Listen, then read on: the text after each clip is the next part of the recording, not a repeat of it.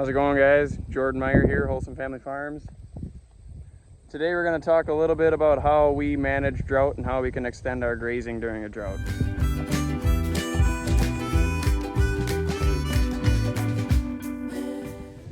Alright guys,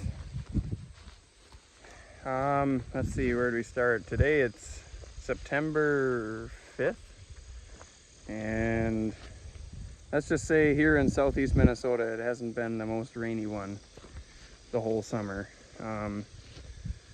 We're classified in D3 drought. I think we're knocking on the door of D4. Pretty much everybody's out of pasture now. I guess what we've been doing here lately is we've actually been feeding a little bit of hay to buy us some time. We're on the farm, on the mother-in-law's farm. We call it the Crazy Farm now because the Crazy Corners Road name of it. And what we've been doing here is strategically feeding these cattle in spots where we want to get more impact and stuff like that. Well, if you've seen that one last video of us doing food plots with deer, we're doing stuff similar to that here now. But in that area on the last video, we didn't feed hay on that spot. We just did high stock density and trampled it in. And now we're actually feeding hay on about, I would say about an acre's worth.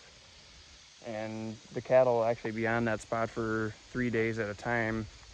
And what we do is we go in, we seed it all down, and the mix has lately been, it's been cereal rye, turnips, radishes, a little bit of alfalfa seed. Wish I'd have some hairy vetch, but I never got any of that. But you can get creative and do whatever you would like. Here's an example of what it looks like afterwards. Just totally, every green plant in here is stripped down, obviously, because right now it's summertime and they want to eat more grass than anything. They don't want to eat hay, but when you lock them down tighter on the spot, make them eat the hay, they eat all the grass. And then, you know, there's a lot of hoof traffic in here, so it works out really well to have a seed laid out and ready to germinate and grow if we do get a rain.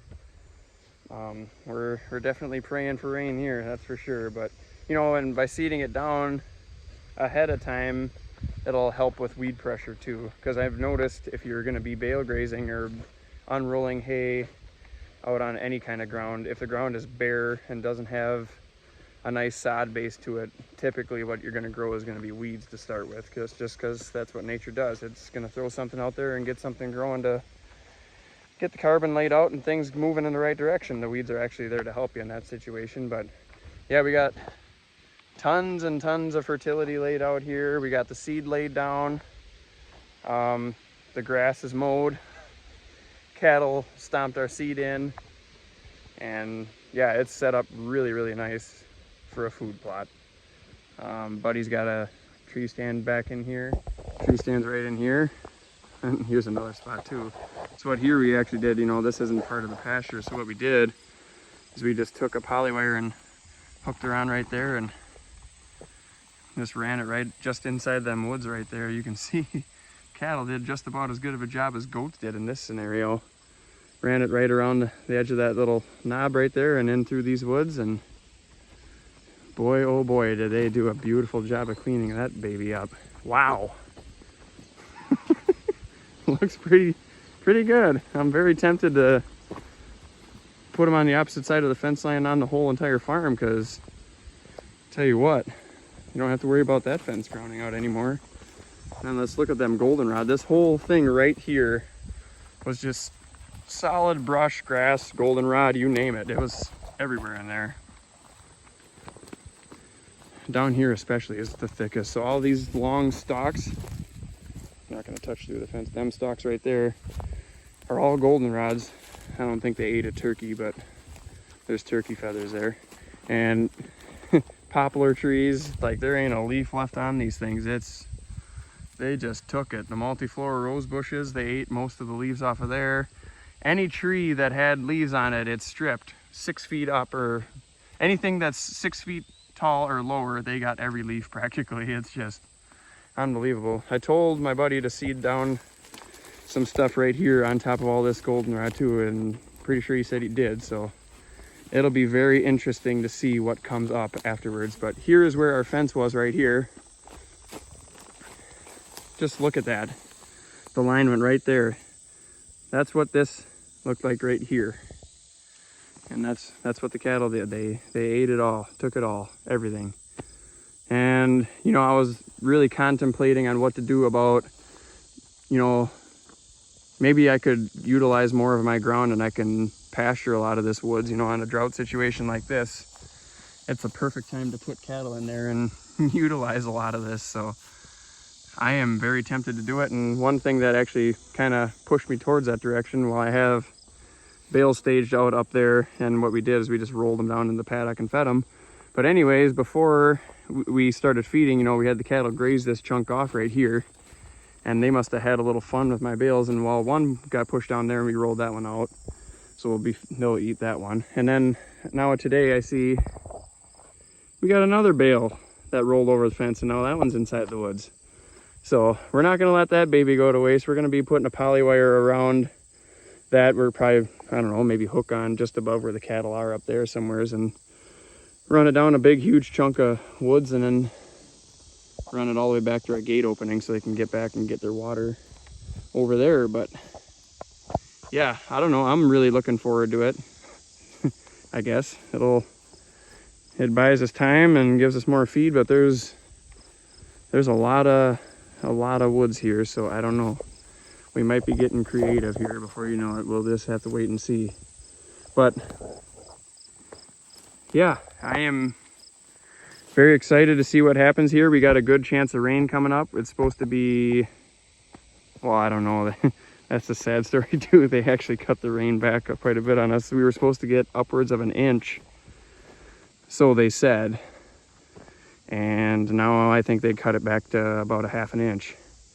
So yeah, I don't know. We'll take anything we can get though. We're super dry, so it'll be interesting. But yeah, the game plan for the rest of the summer as of now, obviously we are in adaptive mode and doing whatever we can to keep her going. But the grass that's in front of us on this farm, there's probably 10 to 14 days left of grazing out here without feeding any hay.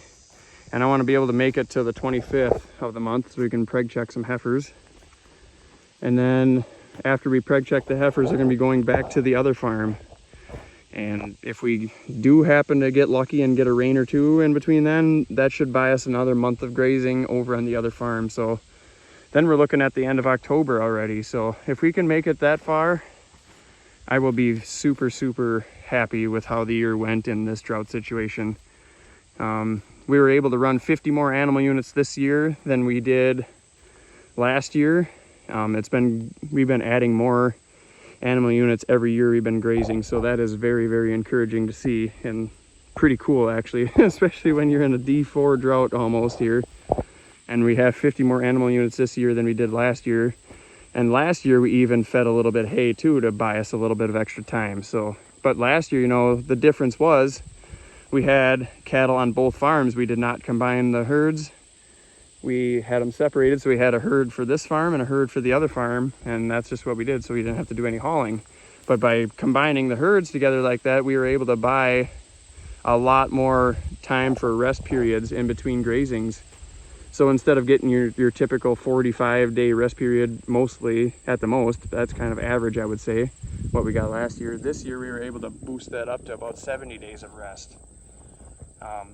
And then I guess by the time we get to the other farm after this graze period, I believe we'll have some grass over there that will be about 80 days rest, maybe even a little bit more. So that is very cool to see when you can add 50 more animal units to your herd and still be able to graze just as long as you did the year prior. Because last year at this time, I want to say we bought in, it was 30 bales. We had 22 delivered to this farm, and we actually fed them right down in the pasture right above that dead tree there it was about this time, right before we sent the steers to the sales barn. We fed the majority of those bales up. We might have had 1 or 2 left.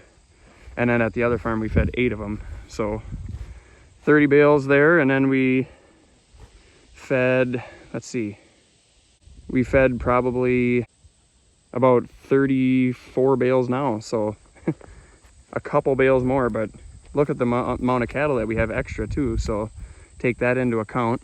It's a pretty cool thing. So yep, with that I'm gonna cut you off here. We gotta head home and start milking cows and doing chores on the other farm, but stay tuned for more videos. We'll have a lot more coming out. Hopefully I can show you guys some results here with the food plot action and the seeding that we may get off of this. That'll be pretty neat to see. Hit that subscribe button, hit the like button, hit that notification bell. Rusty, what are you doing? I don't want that in my car. What are you doing? If anybody knows why dogs do that, you let me know. I have no idea why he does that, but you think that's funny, huh? I don't.